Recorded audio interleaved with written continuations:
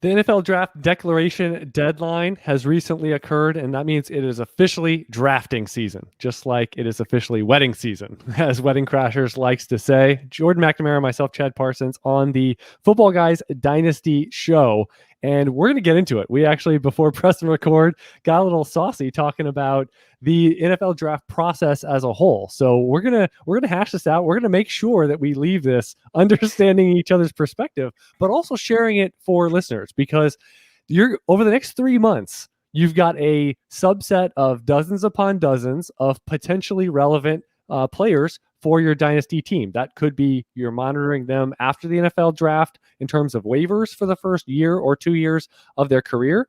They could be players that you end up drafting in your 3, 4, 5 round rookie draft.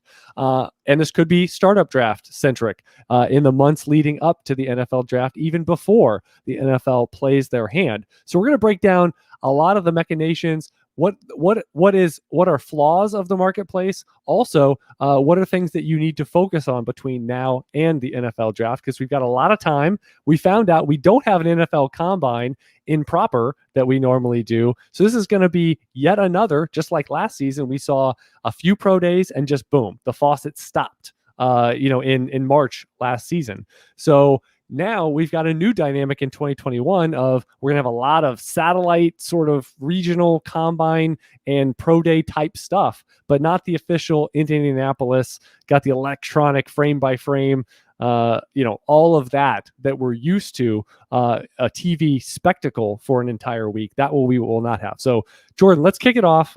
This is going to be a dialogue between us and less of a presentation, I believe, than our first 37 shows on this platform. Yeah. So do you want to frame the question? Well, so the thing I brought up in passing, which probably in the 3 minutes leading up to pressing record is not the best time to broach the subject, but basically the thing that bothers me, a pet peeve of mine, is I see when people say, oh, I'm not going to do any rookie evaluations or rookie rankings or anything of that accord, basically, until after I see the NFL draft.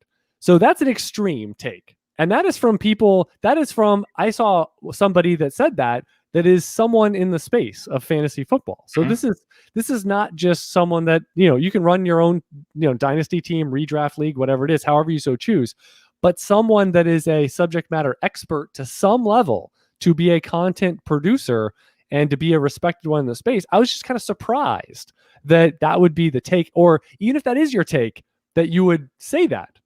Because that kind of means that, in a large degree, you're probably not going to watch tape of these players. You're not going to be doing any formal evals because you want to wait and see what the NFL says. So we started, mixing it up, and I kept saying, stop.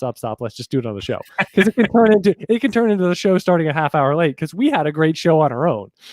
but my premise is this. So I'm one that, I am big into Devy. I'm scouting these guys from when they're incoming freshmen. I'm coming from a landscape of monitoring their entire college career. So by the time they get to the NFL draft, by the time they get to here, which would be a part of the 21 class, and it's January, the working knowledge of most of the players that weren't late bloomers or all of a sudden they declared, it's like, wow, didn't see that coming. That the working knowledge of most of the prospects I'm already functioning from a higher level of I'm not getting myself familiar with the names and familiar with the profiles. So I'm coming from that completely over the top obsessive about future NFL talent perspective for myself, of just that comfort factor, drafting them in certain players in Devy. And now it's time for the rookie class. So I'm coming from that perspective. And then the extreme opposite is the other one, which is I'm not going to really, all this January through April stuff doesn't really interest me. The NFL is going to tell me who I should be interested in or not be interested in based on who goes where and out and how highly. So those are the two extremes. I would imagine, Jordan, you're somewhere in between. But we're going to kind of break down in this episode the pros and cons of the minutia being good, bad, white noise, brown noise. Jordan, actually on one of those like sound machines you can put on your phone, to help you sleep and kind of cover up noise. There was I use white noise, but apparently there's brown noise, yellow noise, like they have blue noise, and they all mean, I guess, different frequencies and stuff. So that's why I said white noise and brown noise. What's your toddler screaming? What kind of noise is that? Because that's what's on yours. That's your setting. I was gonna say, I don't know whose house did I move into. that was my first question. What toddler broke into my house? You have a lot of old people instead of toddlers. Oh my gosh! I think there might be one person in the building younger than I am, and I am pretty old. I am pretty old. You're the oldest person in your house, right, Jordan? No, my wife's older than me. Oh, how about that? Okay, so second, she wrapped the cradle. Yeah, she wrapped the cradle. Oh wow! All right, so where on that prism of I was gonna say white to brown noise, but no, where are you on the prism of like complete over the top? You know, you had a good working knowledge of Najee Harris 2 years ago, and then I don't really wake up until the NFL draft. Where on that spectrum are you? So I guess I sort of made a blanket statement on Twitter that was like, you could hibernate from now until the NFL draft, know nothing, and probably still beat the market. That was the one. That was the one I actually thought of when I brought this topic up. So I think you were actually referring to me. I don't think that I actually think that you could do that. And I found some things that if you just didn't do in a rookie draft, you'd beat the market. So that's right. I think you could do that and be fine. I wouldn't necessarily advocate for that. But what I would say is, I think from now until April, right? Everyone is so locked in on rookie drafts and on, and we need to study this person's, this guy's practice route, right? And we need to break this down ad nauseum. And we need to, debate what's the reduction level on a pro day, right? It's like what, 0.8 to 12.12, or 0.08 to 0.12, 12 hundredths of a second in terms of 40 timer, and then we're sort of going, we're going in depth on individual routes, and then we're duking it out about, whose profile is better about yada yada. That's all great, right? But there's much more valuable things that you could do with your time than studying individual routes. And what and why I think that is true is because when the single most important factor in all of and anything that you do in all of fantasy football is draft pedigree. The single most explanatory thing in terms of whether someone hits, whether someone produces, whether someone is helpful to your dynasty team or a miss is draft pedigree, right? Full stop, end stop, that's it. Right? Well, I would say this though, but where some of the lines are, well, once they get further along in their NFL career, those lines change. But I would say some of these blurry lines of where the line is a lot different, because people will put it on round lines, and then people will assume certain rounds are different than or the same as other lines, and they aren't. So like there's a lot of stuff like that I think that people kind of lose sight up as well. I think the one thing you said that, again, I think in terms of utility and impact for your dynasty team, it is a little flip-flop because it's all about rookie drafts. It's all about rookie time. But I think you said something along the lines of on Twitter or a different platform or to me or something, you said that if people spent more time evaluating and refining who they want with veterans, at this time of year, and that would be via trading. Because I would say this, because you can do it either way, right? Because if you say, I want to spend 0 minutes of my year on evaluation, you can do that in dynasty leagues. But what does that mean you should do with your picks? You should probably trade them for veterans, right? You should probably, and again, if you did that every year and you tried to maximize that and truly exploited the market of exhausting all options, whether it's pre-draft, on the clock, if you don't get the deal you want, you trade down, and then you look to maybe get veterans, you could actually do it where you don't really make rookie picks. And then you trade for future picks. Like, you have so many outs that you technically don't have to draft rookies. Well, here's the flip side of that is that, and so when I'm you wrote it and we talked about it last week. I'm not going to go super in depth, but for the analytics of Dynasty, one of the findings of it that, it's coming out end of next week. One of the findings from it is that rookie draft ADP is not predictive when you look at players within a round. Okay, so what does that mean? Right, it means that we do no better than random in terms of predicting success of first round wide receivers. Okay, think about how much time. Okay, think about how much time is spent on rookie draft wide receivers, on rookies and on wide receivers, and you could flip a coin or pull a name out of a hat and do the exact same, have the exact same luck as happens right now. Okay, so either we are doing something wrong, okay, or we can't do it, right? So, and is that to say that you and I can outperform, right? I suspect that we could, right? I think that we can, right? That's why we're here. But I think by and large, what the market has told us is rookie draft ADP is not predictive of success when you actually tier players within a round, right? So when you use all the first round wide receivers and the second round wide receivers, the ADP does not predict. And so you have to really take a step back and say, what are we doing? What, and the flip of that is, and I have, I'm always evolving in this sort of decision-making process. Some years I'll say I have really strong takes. Other years, the sort of more research I do, the more I kind of see there's a lot of randomness, and you sort of say, all right, well, I think there's some value to the market in certain places, and I think there's not particularly good value in the market in other places, right? And so you can sort of use it as a guide, and it'll sort of tell you, right, maybe I shouldn't be so divergent on this player or whatnot, right? There are those situations. So that's really the thing that the problem that I have is that all the study has shown no ability to do anything better than flip a coin, right? Or draw random numbers out of a hat. So that's really the thing. And so when you think about that, like how little control we have, when you look at players and you're studying what 60 hours of game tape for someone in college, right?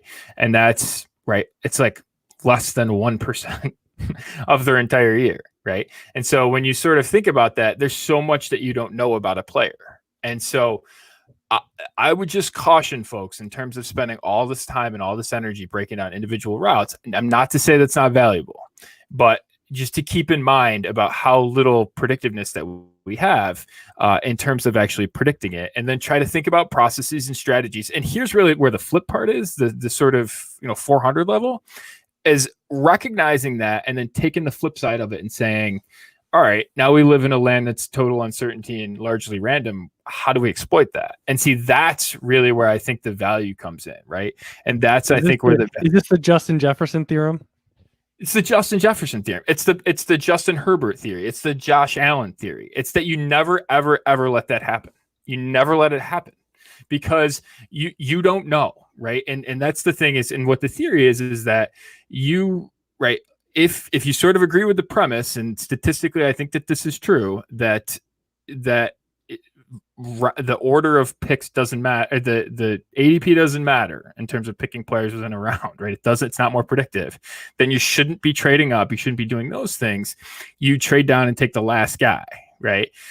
And that has shown success. And so that's the other thing that I would say about, and this is true across positions too, right? So yeah, I'm looking at quarterbacks, right? And what really is funny to me is people will go into this thing about, we'll say, value is so important. You need to really preserve rookie value. Let's talk about rookie value from last year, because that didn't happen, right? Jerry Jeudy was wide receiver 1. Justin and Jalen Reagor was in there with CeeDee Lamb as wide receiver 2. Justin Jefferson was a clear 4 and much more closer to 5 than he was 1 or 3. And it was a clear tier break. And now who could arguably have a justified case for wide receiver 1 in Dynasty? Well, the two highest guys were Jefferson and Ayuk, and they were the two last of those 5 or 6 or whatever to go off the board. Absolutely, and Ayuk went after Ruggs, right? So again, when you say, like, when you look at these things and you sort of appreciate that, right? You say, listen, we don't. And is there certain things like, so yeah, we can say as a general matter that the market's not particularly good at predicting these things because we have so little control over it. But the other thing too is that we can make individual decisions, right? So we know historically the Brandon Ayuk profile is a lot better than the Ruggs profile. We know specifically that Justin Jefferson's profile is a lot better than the Ruggs profile. And what I mean by that is Ruggs never broke out in college, right? He never got above, whatever dominator threshold you use, 20, 25, 30%. He never did that, right? And so that's really what a breakout means in college when I use that term. He never did that, right? And we know that when that doesn't happen, right, that's not good. That's not to say he can't do it. It's just to say that it's probably less likely. Again, I would probably say that we overstate it.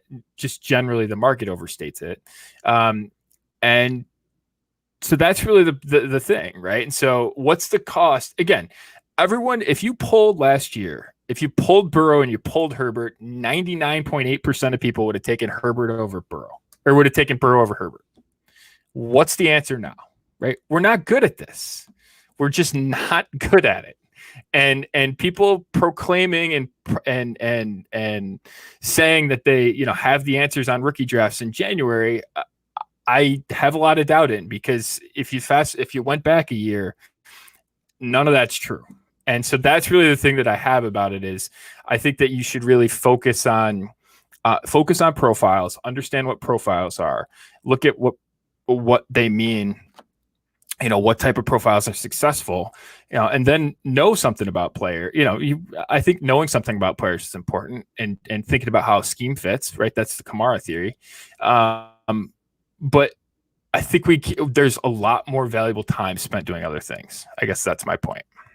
Something you said that drives me nuts. What you just said, and again, I don't know what actual, like, did someone trademark dominator rating or that, like, that? First of all, touchdowns and yards are not created equal, and I know everybody weights them equally, and it drives me insane. I don't do that. I tested that, and anytime I hear it, I get an aneurysm, or at least a budding aneurysm that's going to take years off my life. So I really try to insulate myself from hearing the term. And the other part is people don't scale year to year. And a 17, 18, 19, 20, 21, 22, 23, all of those have different levels of what you should be to be above baseline for those ages. And it drives me insane when everyone's like, well, they didn't get to 26.4. Where'd you come up with 26.4? It's like, so you shouldn't have the same standard for 18 and 22-year-olds, because if you're still in school at 22, the threshold A is a lot higher, and B should be a lot higher for you to be again, productive and differentiating yourself from your peers, that now you're 3 to 4 years older than your competition. And if you break out at 18 years old, again, breakout is a just generalized term, but if you break out at 18 higher than other people, that is a bigger deal. So that's why, this, and then if you sit there and you have yards and touchdowns equal, it's not equal. So anyway, and I think it's like a brush fire. It can be thrown across highways sometimes, where you hear it 17 times, you start retweeting it, and the next year you're the one saying this information about dominator rating, where it's like, well, they're all created equal. And I'll just tease this: for tight ends, yards are more important than touchdowns. For wide receivers, touchdowns are more important than yards. Why do I know that? I don't know. I was doing it 8 years ago, 10 years ago, and figuring it all out for myself, inputting cell by cell into Excel. So anyway, anyway, Henry Ruggs actually did break out. that was what actually got me this whole thing. Now, he still was not productive enough to be to be a first round pick. So no disagreement there. But it's like the ingredients for the recipe. It was like, oh, there's too much salt in here. But yeah, so I'll say this, that, and this is probably going to be hot takey, and I'll just say that I watch every single prospect. I watch every single prospect plenty. Why? It interests me. I also want to know what type of player they are. I want to know potential flaws and pros and where can they win in the NFL. That I think it's Daniel Jeremiah, right? Where do they win? How will they win? And some players it's really easy, and some players not so easy to figure that out. And I always call it the good but not great player. Trey Sermon might be that guy this year. Like, where is he great? Where is he going to win in the NFL? Where is he going to differentiate himself? And sometimes with the player, the answer is no. Yeah, sometimes it's nowhere. Sometimes it's they're good enough all around that ends up working. But again, I like having a general working knowledge like that. But I will say this, that if I had to choose, so again, I do both. So I please don't want people running at me. But if I could only do one thing, I would scout the profile. First of all, it's art versus science, in my opinion. And yes, can you get numbers to say anything you want? Well, in a certain way of speaking, sure. But again, you can't say that Henry Ruggs was highly productive. Like you can't really have numbers say that. You can have it maybe look a little better than somebody else could make it look, or you can't say like, is there a way to say Jalen Reagor wasn't productive? Maybe, but that's a hard one to present. If you're on the other side on debate team, like that's going to be a little more difficult for you, and it's not going to sound as good. It's not going to be as low hanging fruit as the other side. So yes, numbers can tell you, numbers. What is it? Numbers can lie. Numbers, you can create arguments based around those things. But I would say there's a lot more overarching. We don't really know what we're looking at when you watch highlights or cut-ups of players. Right? Because you don't know what they're being asked to do. There's a lot of scheme things going on. And there's a lot of how many people are really qualified to truly evaluate, because the evaluators, right, Jordan, you just said this, like the NFL draft gets a lot of stuff wrong, right? Yeah. The ordering of first round quarterbacks, the ordering of first round or second round or third round, especially day 3, wide receivers. Yeah. I mean, it's just, so that's all they do. All they do all year, their entire life, or for 10 years. I mean, all of that kind of culminates to this pick, right? I mean, it kind of happens for us as Dynasty GMs too. I mean, we go into our rookie drafts. We've learned since the last time we've done rookie drafts. We've learned our entire lifeline so far, but it still comes down to this pick, right? Hopefully we're better than the last time we made picks. That's the whole idea. But the NFL's doing that all the time as well. And they are the ones that this is their job. Again, I guess in a roundabout way, it is our job, but like in a roundabout way, it's not. so but the NFL teams mess it up. Their scouts mess it up, and they look at everything with these prospects. So for us to sit here and use film as the reason I'm drafting this guy over this guy, I think that's heavily flawed to the 74th degree. So that's one of the biggest things I have, is when you're going to see across your Twitter timeline hundreds of times of look at this one play of this one guy, and that either means they're good or not good. And you want to talk about sample size and shrinking the envelope there. I mean, we're going down an entire college career, and I'm going to make this guy look good or bad based on this one little thing I'm going to show you. Isn't that like that's like my cousin Vinny, right? It's like he's going to show you that the tires are round. He's going to show you that the hubcap is shiny. Like, they're going to present it in a very specific way, but it's really as thin as this playing card here. Like, so I really love the way they do that, because to me, it's like prospects. Like, if you show them only certain sides, where it's like, I'm just going to show you how old Najee Harris is. That's the only thing I'm going to show you, is how 23-year-old running backs like Sonny Michel aren't very good. And I'm just going to show you that it doesn't matter how high they go. If they're too old, they're too old. So see what I'm doing there? I'm showing you part of the playing card. I'm not showing you the whole thing. So that would be my biggest thing, would be there's a lot of analytics and metrics done wrong.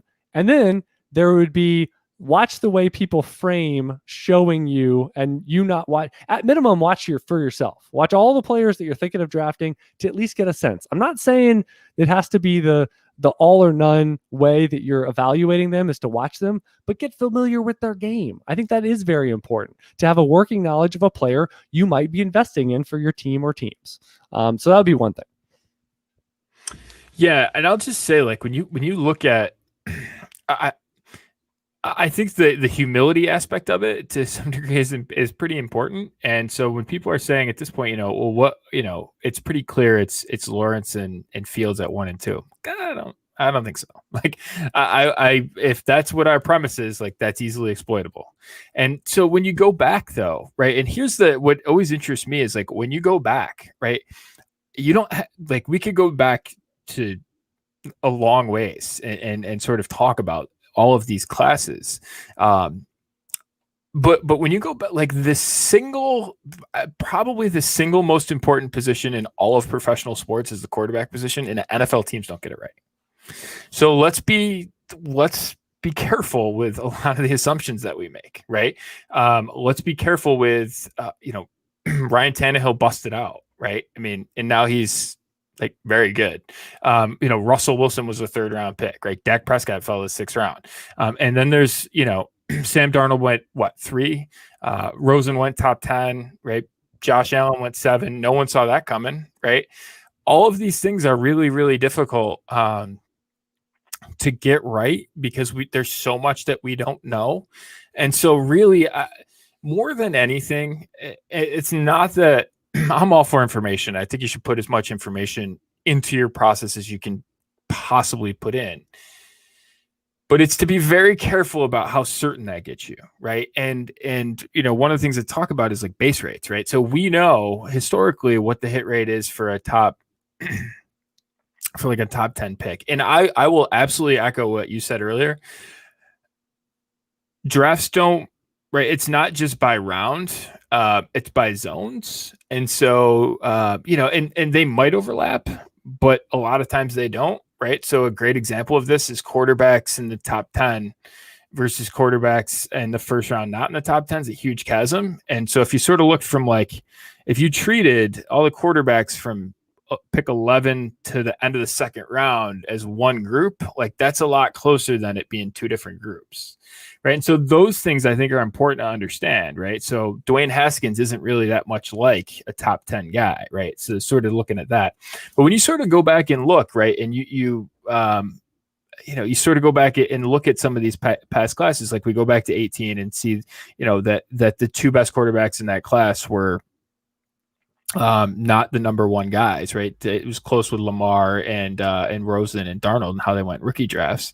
But you go back to 17 and they didn't get that order right either, right? And honestly, the first quarterback in the draft ended up going 3rd and started up in rookie drafts in that class with Trubisky. But just think about like, isn't it crazy to think that now, and this is the funny thing about the Texans, like they got gifted this like incredible gift, which is they had a franchise quarterback at 12, right? Like they had a franchise quarterback at 12 and they're screwing it up. Like it's amazing that those things happen and like how much investment goes into that. And there's still so much miss and how much access they have to all that information that we don't have. So that's really the thing that I would say is like, I wouldn't advocate necessarily like not paying attention. I think it's important to pay attention, but I would say that it should frame your decision, right? The pedigree should really frame your decision and then you should move from there. Right. And I don't think the movements should be all that crazy. Right. That would be sort of my process in terms of not necessarily, avoiding big misses is I think as a pretty big key in rookie drafts. Yeah, the one thing that I've already been thinking about and chewing on is we've said before, about the process of rankings. So if you let's say someone is consensus is wide receiver 5. Well, if you have a wide receiver 10, it just means you're not going to get them and you're not recommending them. If you have them at 10 or 30, it's immaterial in a relative action-oriented sense. Right. So the thing I'm chewing on is I'm below market on Devonta Smith. And I know now you're seeing mock drafts with him at like 103. Like, is Miami going to take him? Oh, he's going to go 2. He's the hottest thing on the planet.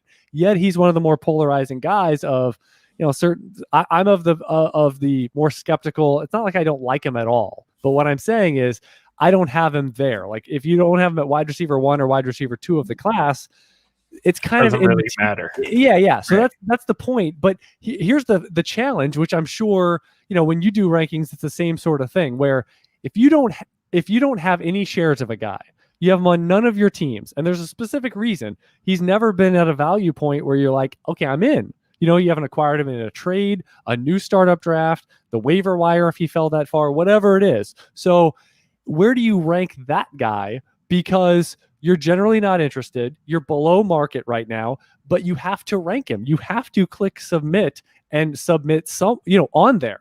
So that's the tough thing. If you go from sort of managing your teams to now I have to rank everybody pretty much, whether it's rookies, whether it's the entire NFL, because now you have to put that guy on the board.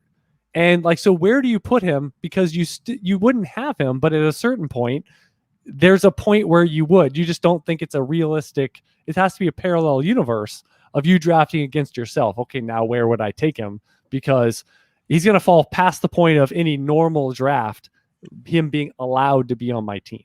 So Devonta Smith, I'm sort of in that early, at least early. I'm in that land of, well, I'm definitely not thinking he's a top 5 NFL draft pick or top 10. And that's what the commonplace mock you'll see is, certainly. And that's going to be the tough thing for me is that pedigree is worthwhile, certainly. Now, it's a strong class. And the interesting part, which, we're not going to go into, specific settings here, but it applies to what you just said, which is if you're viewing different buckets similarly, now top 5 or top 10 for wide receivers might be one bucket. Now, I think top 5 is a little different than top 10 historically.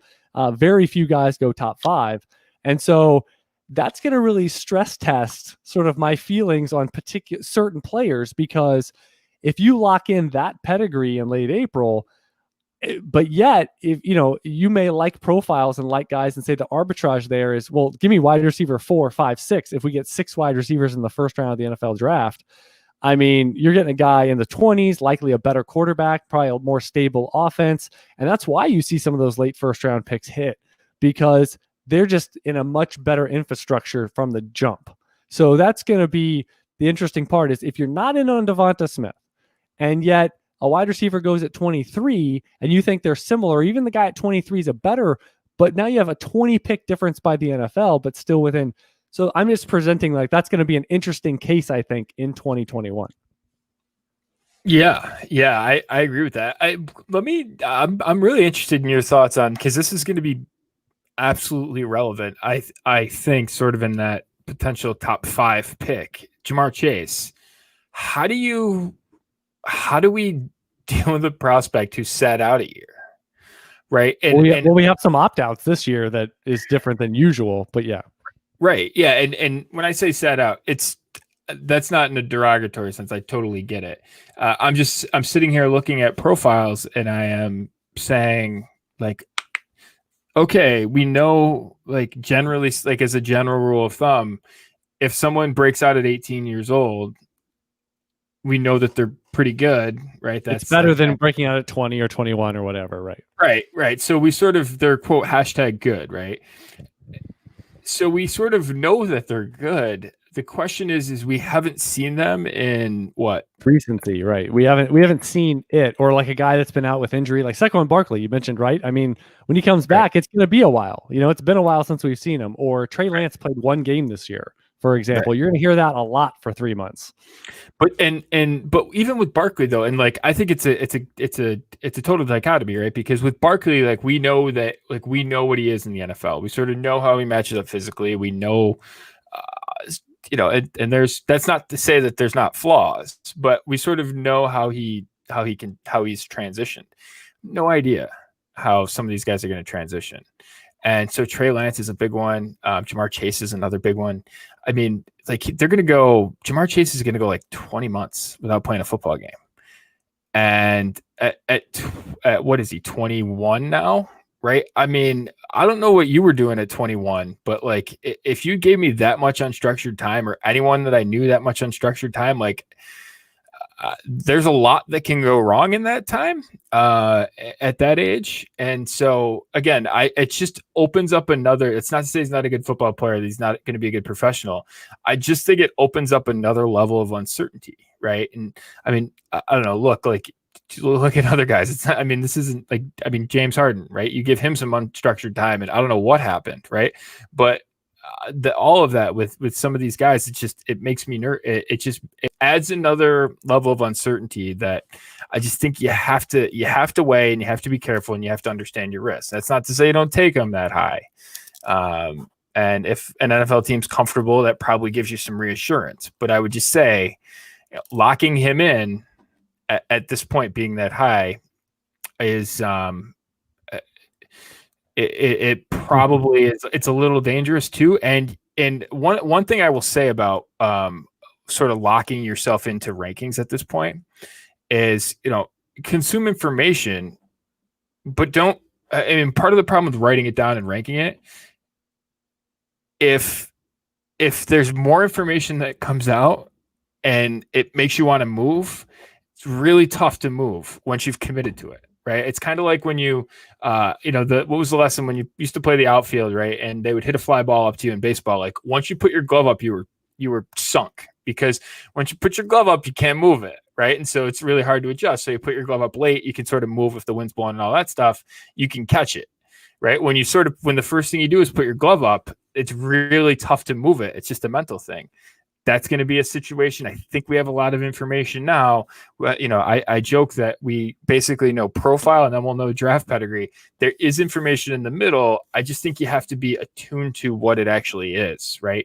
And it's not necessarily cutting up individual plays on Twitter as much as it is, studying the strategy and then thinking about the risks that each one of these guys presents. What draft pedigree says about them. Because if Jamar Chase falls to 15 or 25, there should be alarm bells that go with that, right? Because that's not where he belongs, right? And so that would sort of be the thing.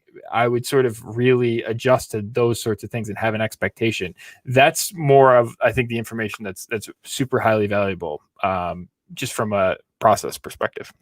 Man, there's a lot there. I was trying to keep a mental checklist of all the things you were saying. I was like, all right, so the last thing you said, I think is I'll filibuster you. What we always say with the NFL draft is we're more interested, like, it's more telling about the fallers than because it takes one team to draft a guy. Henry Ruggs would be a good example. And it takes the global NFL to pass. For someone to get to round 2, every team, or essentially every team, passed at least once. And then, again, multiple rounds. I mean, the Joe Mixon, idea there that, he's a first round pick. Well, he wasn't. And it wasn't particularly close. He didn't go 35 overall. Right. He went buried in the 50s or whatever it was. So, that whole, or Darius Geis, right? Oh, he's a first round talent. Is he? Is he? Didn't really get close. So I don't know. That's a good example of it too, right? Like, you can't treat him like that, right? So people drafted Darius Geis. They wanted to draft him like 102 in rookie drafts when he faded down, because people said, well, he was my 101 and I think he's a first round talent. Well, the NFL said almost every team passed twice. So you maybe should have a little more pause with that. Yeah. And it was information too, especially if you believed he was a first round talent, that should have been alarming to you, right? Because it's different than like Isaiah Crowell, for example, who there was some stuff, but he went undrafted and he was a lot cheaper. Darius Geis, you were investing 102, 103. Right.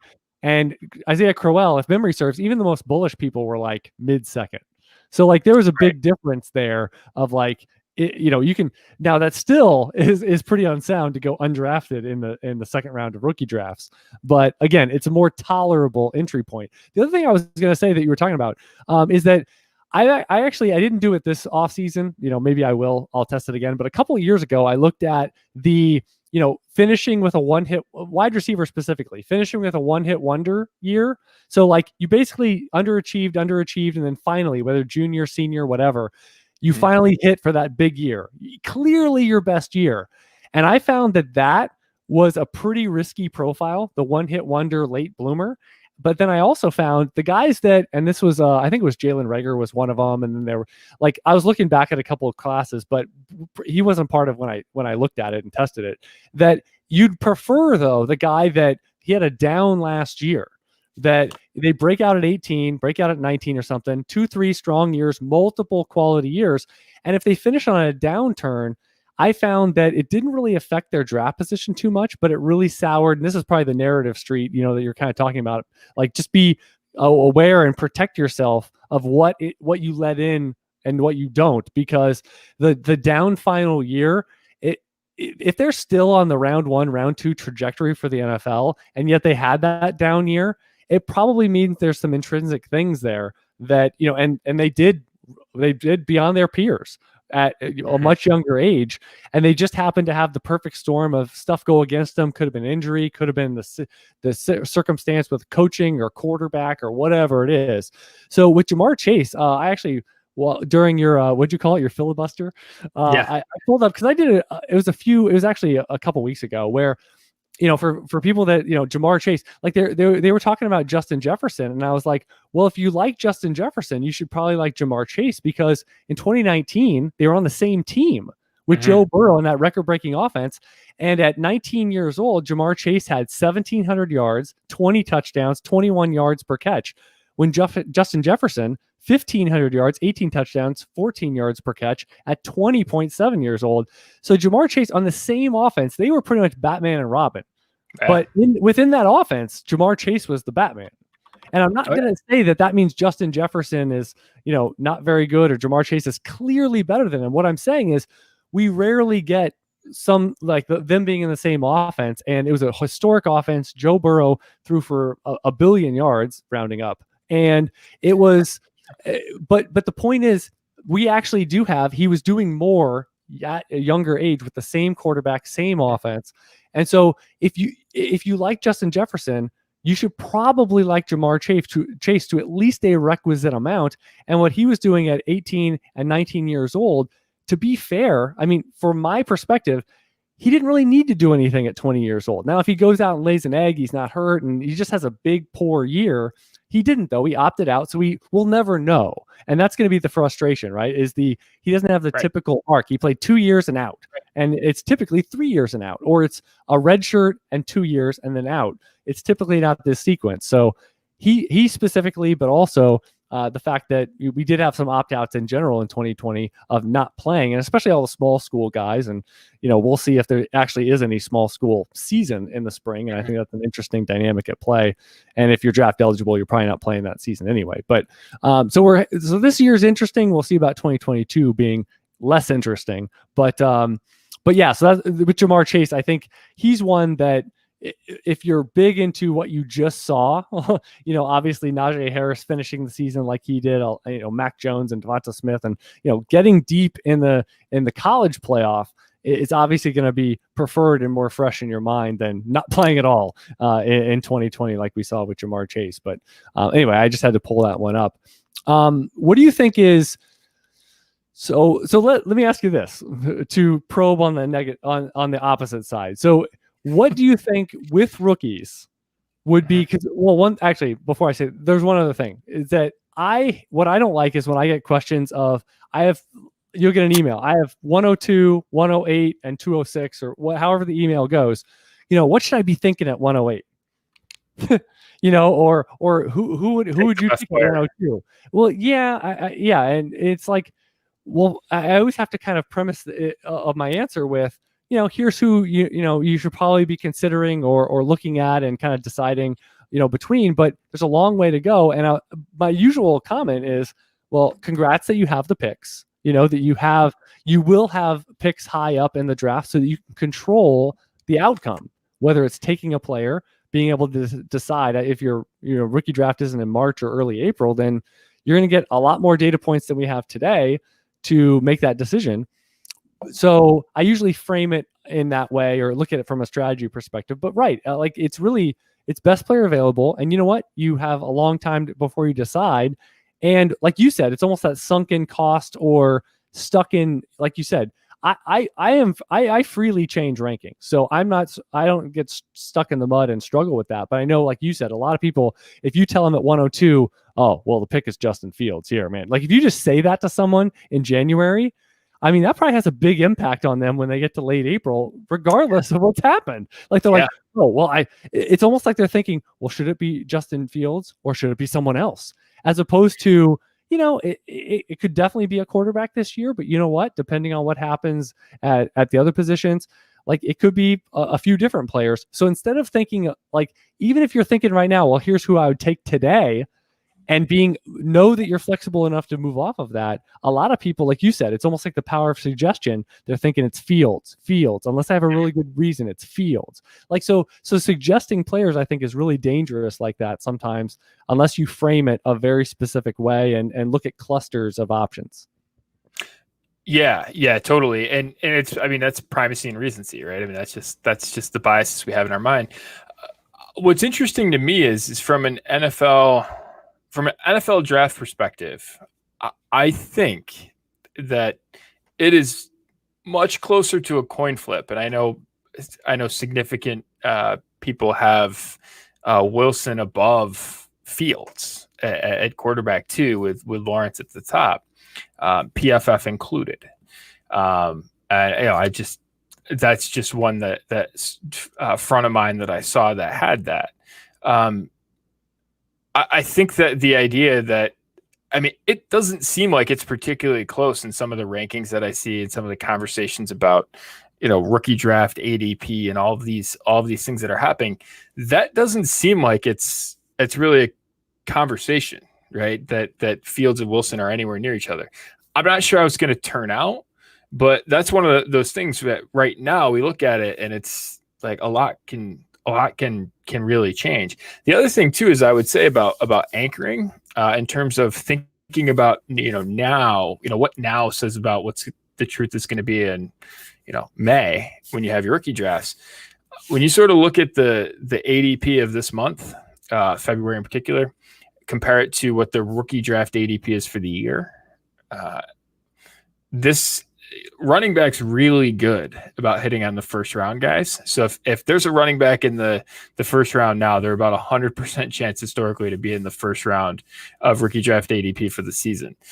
It's about a 50-50 coin flip for a wide receiver, right? I think it's 46%, something to that effect, of guys in February first round ADP that end up there for the entire year.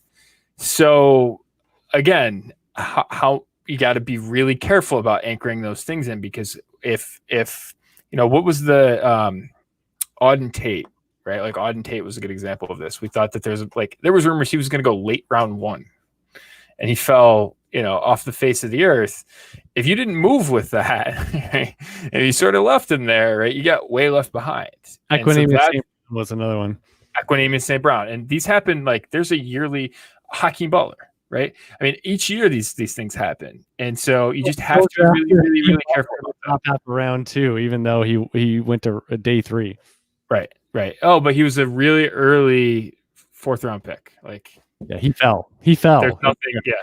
Yeah. There's nothing actually to that, but yeah. So that's the thing. Like, I would just say about if you're really like laying out a board right now, like I'm not going to say don't study it, but don't write it in marker, because a lot of these things change. And use Excel, because then you can just slide a guy up and down in terms of the rows. It becomes really tough to do that. It's really, really tough. You do have to press shift hard time doing that for control. Yeah, you have to do 2 things. You have to use your mouse, but you also have to hold that button. It's the hold. Anyone can just take a reservation, but it's the hold. Oh man, yeah, that was good. Yeah, the sliders, I think are wide receiver. I will say the longer I go, the older I get. As I hold my imaginary walker. Old man yells at clouds. Yeah, yelling at wide receiver clouds. I will say that like wide receiver in rookie drafts, wide receiver rookie investment is like dangerous business. Dangerous business. And I'll tell you, these young whippersnappers from 2020 that came up, and we saw some, again, it was Jefferson and various entities for pockets of the season pretty much elsewhere. And you look at the aggregate, and you had some year 1 fantasy starter check the box sort of stuff, and that is really, I think, going to fuel just in general going forward, because also you got some guys from 2019. I mean, DK Metcalf and AJ Brown and a few others that you start getting this aggregate movement, and I think it's going to get wide receivers up just in general, and that's good for the running back collector types that are going to look at it again, still from the macro historical perspective because the thing that I would say the biggest thing that opened my eyes a couple of years ago was just the first couple years specifically of once you draft someone in rookie drafts. I mean, it's so slanted towards running backs. It's unbelievable. And I think people forget that wide receivers don't really hit their stride until their mid-20s a lot of times. But they go on a lot later than running back, where you can still have guys that, we want to run them out to pasture at 28. It's like, what are we doing? Are you serious? Like, this is finally the point where you're getting some good prices on guys you should feel very comfortable with. And now you want to say, I don't want them. I don't want them anymore, as he shouts at clouds. So, but yeah, I think so people forget that. And all of a sudden people think that the more flashy 22-year-old wide receivers you have on your roster, the better your team will be. And I think that is what absolutely gets you in trouble. Because why? Because now you're going to look at, well, it's not just these certain types of wide receivers that I'm willing to draft in rookie drafts. It's all of them now I need to really look out for, because any of them could hit and turn into these guys. When really, I mean, I just could not believe when I started looking at it from a wins over replacement perspective and start rates and all these things, that running back just cripples wide receiver in the first couple years. And I would ask you this question, and this might be a teaser to studies and stuff as well, is are you really committing to having a guy you're drafting in your rookie draft? Do you really think a majority of the picks you're going to own in 3, 4, 5 years? Do you really think that? So because I would say this, number one, if you say yes, that means the whole new information, right? The fact that you think you're going to have your 3rd round rookie pick a couple of years from now is like, that is A, a lot of hubris, B, probably not taking in enough new information, or C, you never have 3rd round picks. So it's a false question, because you're like, well, I have all the ones I make because I don't make any. So because I don't think people realize how many players aren't on your roster anymore, because you make a bunch of picks and you make a bunch of waiver moves every year. Well, how did you make that? They don't expand rosters all the time. So you are getting rid of players in a lot of different ways. And I think 1st round pick, are you probably going to have that guy for 2-3 years? I think it's pretty likely, but you still could trade him. Whether that's a sell high, a sell low, sell sideways, I don't know. But the point is, someone might come knocking. They give more than you're willing to hold for that amount of time. So I would just say, you're looking at a prism, this whole like advantage that wide receivers have for years and years on end, where I'm going to have this guy for a decade. He's going to be my new AJ Green. I'm going to have him forever. That I would say, be careful assuming that. So then, does wide receiver really have an edge? I'll just say that. Are you really sitting here twisting your mustache going, man, I got this 21-year-old wide receiver now. I'm good. And you might be good with Justin Jefferson. He may be an Odell Beckham where he just lock and load, 4 or 5 straight wide receiver 1 seasons. That may be what happens, but I'll just tell you, it happens rarely. Rarely. So just be careful. And these running backs, once they get a job, like a wide receiver, it's pretty ambiguous. Like, so do you have the job? Because a lot of times these offenses have more than one quote unquote job. So how does that twist and turn weekly? And how do you feel about that? And a running back, you might sit there and be like, well, it's sort of a committee, but at some point it could turn like Jonathan Taylor, it could turn like J.K. Dobbins, it could turn like, DeAndre Swift. And all of a sudden you've now got something. You've really got something. And frankly, you really shouldn't be worrying about what happens in 3-4 years in situations like that. So that 21, 22-year-old wide receiver, in 2-3 years, you might still wonder what you have. How many times have you really started them when a running back might have already given you 20 predictable starts by then? It was a big tangent, but just something that really kind of rubs me the wrong way when I hear the contrary. Yeah, it's like the Jeff Janis rule. I gotta do a writing project where I just include all of the player rules. Like we got like the Jeff Janis rule, and then we got the Justin Jefferson rule, and then the Josh Allen rule. Any you can come up with. Yeah, how many players can we have rules about? Right, Jeff Janis, right. Oh God, that will live in infamy forever. Oh yeah. 2015, right? We're now 6 years removed from that. Jeff Janis was supposed to be the Alan Lazard. What's funny is Alan Lazard is everything Jeff Janis was supposed to be. Right. Except Janis had a better profile. Who knew? Who knew? Didn't work out. Didn't work out. Oh my God. I do want to look up how long I rostered Jeff Janis with no quibbling, with no deviation of, well, I dropped him and picked him back up. No. You realize how many like running back starts you left on the waiver wire because of that too. It's probably like a season worth of running back starts. Yeah, exactly. Just choke me out and I go unconscious and wake up when that didn't happen. Yeah. We'll wake up after the rookie draft. It'll be fine. Exactly. Yeah. I'll just wait. I'll just wait to rank Jeff Janis. Oh my God. You know what? That should actually be something. Anytime I do rankings or do a rookie board or whatever it is, the last player on the list, I should just sneak in Jeff Janis. Like 126 on my rookie big board, Jeff Janis. And his age will be whatever his age currently is. That'd be a really great callback, like over and over again. In 10 years, it'd be Jeff Janis, 43 years old. Like, like you color code the age, and he's 43. Everyone else is green because they're black. Yeah, black. That'd be good. You black out his age. He's so old. That's so great. All right. What about some final thoughts? Again, we've talked about a ton of things for rookie season because again, it really is here. We've got the declaration deadline already past us, so this is it for 3 months, and we've got no organized combine. So this is going to be like Lord of the Flies, more so than ever before. Jordan, did you put out, or did somebody else? Like, we're gonna have so many more 4.240s. Oh my God. Better have a proper prism for these athleticism scores. Poor John Ross, he's gonna get lapped. I would be cautious, right? And there's some ways to sort of evaluate speed. Again, I think that largely that those questions are going to be. It doesn't typically matter within a round, right?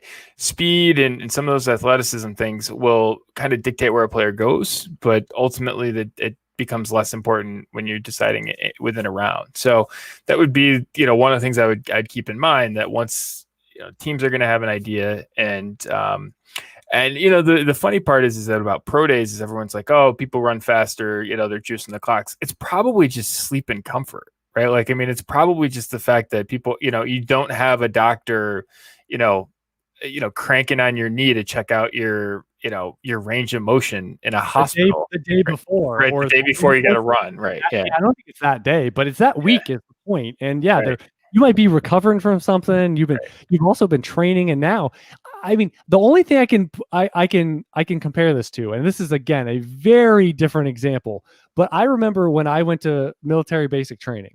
And so I was again, completely removed from my quote unquote comfort zone.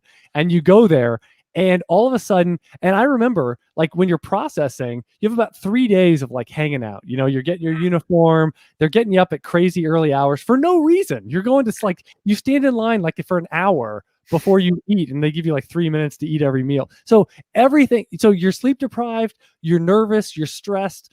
Everything is different. Everyone else around you is sort of the same setting. It's like a bunch of hamsters in a cage. And you're like, what's going on? And then what do you do after the end of 3 days where you actually aren't allowed to have exercise for those 3 days? And then what do? You run 1 mile, and you have to run it at least so fast to get into your basic training. Like, so that's the one physical, and I think you have to do like 10 push-ups, or like, there's some like very menial numbers of things. But the point is that it's like, imagine if you were like at home and they tell you, hey, in a month, you're going to run a mile, or you're going to run 5 miles or whatever it is. Like, and you've got your own environment, you can train, you can do all this stuff. And the combine, it's like, okay, you're really stressed. You already know this is super important. And it's like, we want you to do your best. Or it's like, we'll give you an extra month, and you're going to do it at your home college with, you're staying at home, you're training at your own familiar campus, you're running it on your own field, like all these things. You tell me which one you're going to do better. So I don't like this whole, like, I don't count pro days. Like, I think every guy that runs at the combine should also run at their pro day. I mean, I guess if you run well enough, you're like, there's zero upside here. If I run 4.33 versus 4.38, it really doesn't matter. And if I run poorly, it might, if I don't do well. So I kind of get that aspect. But anyone that runs like a nondescript time, why don't you run again? Like, there's only upside from there. And the people that, I'm not going to run at the combine and I'm going to wait. Well, you just decreased your chances by half to run a good time. What if you do run well? So that approach, So this whole like, oh, I don't count pro days. I think that's the only data point we have. And like you just said, the comfort factor is very real of your home confines, the friendly confines, if you will. Anyway, continue on your final thoughts no, that's it. Okay. Just remember that Stephon Diggs was like wide receiver 14 in his rookie class. So there's that too. I will say his metric profile was, if you were taking shots on like 5 day 3 guys from the last 10 years or something, he was one of them. He would be one of them. He would be one of them. And, but he was what, a third? He was like a 3rd round, 4th round rookie pick, right? Yeah. Late 3rd. If I had to guess, I think he was late 3rd. So we talked about a lot. Again, what I love is we can circle around players and situations, but yet it's still a macro discussion here.